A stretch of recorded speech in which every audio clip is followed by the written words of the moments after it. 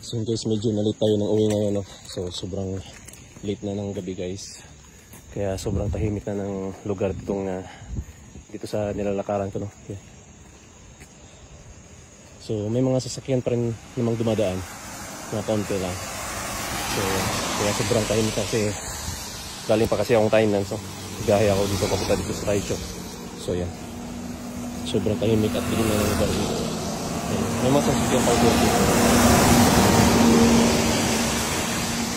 Saka umuulan din ang panahon dito. So, wala din naman akong dapat ipag-alala, no? Kahit this oras na ng gabi, naglalakad ako pauwi ng dorm namin, no? Kasi dito sa lugar na titira namin, wala naman masyadong kwan dito. Hindi naman masyado delikado. Safe naman dito eh. Hindi masyadong wala talagang gagalaw sa'yo dito kahit sa oras naman ng gabi. Yan, so sobrang dilim na minutes. So grabe, sana di lalakas yung ulan, no?